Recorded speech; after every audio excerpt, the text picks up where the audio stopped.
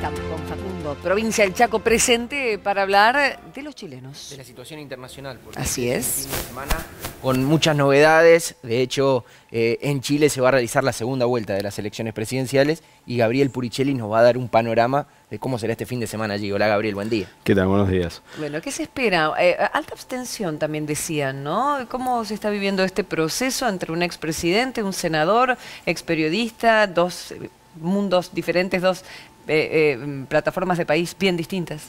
Bueno, la tasa de participación en la primera vuelta estuvo por debajo del 50%. Ya había sucedido lo mismo en la elección anterior, así que nos encontramos frente a un fenómeno de apatía política bastante consolidado en Chile, y justamente uno de los grandes desafíos de la elección del domingo es movilizar a aquellos electores que se quedaron sin candidato en la primera vuelta. Claro. Entonces el desafío para el candidato conservador, para Sebastián Piñera, es lograr que cerca del 8% que votó por el pinochetista José Antonio Kast, que ya le declaró su apoyo, vayan efectivamente a votar el domingo, y el desafío mayor todavía que tiene el candidato del oficialismo, de la nueva mayoría de la presidenta Bachelet, Alejandro Guillier, de lograr que el 5% que votó por la democracia cristiana y el más del 20% que votó por el Frente Amplio vayan a votarlo. En el caso de la democracia cristiana,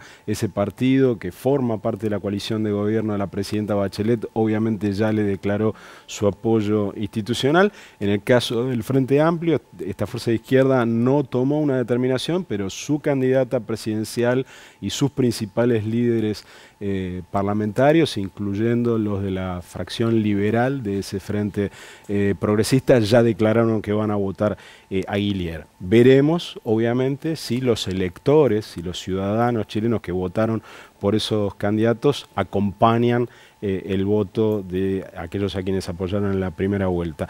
El fracaso de las encuestas en la primera vuelta fue tan grande que nadie serio se animó a hacer públicas las encuestas, que seguramente se habrán hecho de todas maneras. Es internacional el tema, no solamente aquí. Efectivamente. Tanto. En Chile fue un caso bastante excepcional y probablemente el error de las encuestas se demuestre al final como una herida mortal para Sebastián Piñera, porque las encuestas le auguraban inclusive la posibilidad de una victoria en primera vuelta y quedó a nada menos que 17 puntos del 50%. O sea, estuvo muy lejos de lo que algunas encuestas se animaron a anticipar, y en el caso del Frente Amplio, las encuestas le daban la mitad de los votos que efectivamente terminó obteniendo. Teniendo en cuenta la plataforma de los dos candidatos, la cuestión de la gratuidad de la educación es tal vez uno de los puntos de mayor conflicto y disenso allí. Efectivamente, la presidenta Bachelet implementó una serie de reformas sociales en este segundo mandato que se hicieron eco de buena parte de las demandas de lo que en el 2011 fue la revolución de los pingüinos, de los estudiantes secundarios y luego universitarios que reclamaban la gratuidad. Bachelet deja el gobierno garantizando gratuidad para el 70%. Eso, pero para el 2040 estaba leyendo. O sea, bueno, va a ser muy gradual. Mirá. Efectivamente es muy gradual, y la disputa ahí entre el Frente Amplio y la nueva mayoría era respecto de las velocidades de esas reformas. Lo mismo se puede decir para la propuesta que hizo Beatriz Sánchez, la candidata del Frente Amplio, sobre el seguro único de salud. Guillier, durante toda la campaña para la segunda vuelta, ha tratado de acercarse a esas propuestas, y en cualquier caso el escenario para quien sea que gane el domingo, y sin la ayuda de las encuestas, todo lo que podemos decir es que es una elección muy competitiva y de mucha importancia en la región.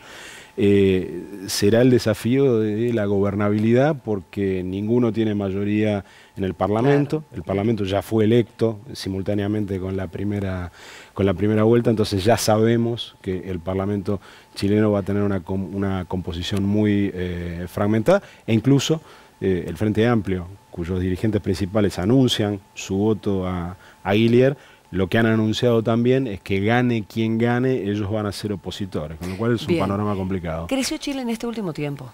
Sí, a tasas no tan espectaculares como la de los años 90 y de principios de este siglo.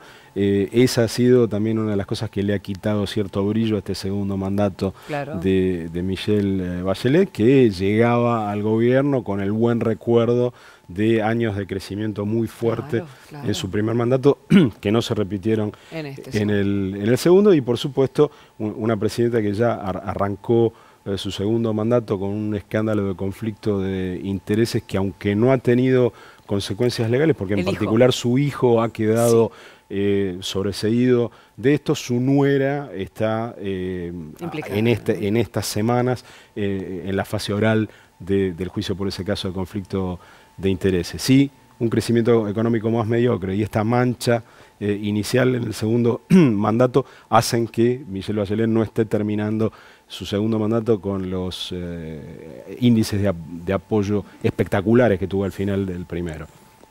7.500 chilenos en nuestro país van a poder votar, así que aquellos que están viendo les decimos que pueden hacerlo y esperemos lo mejor para el país hermano.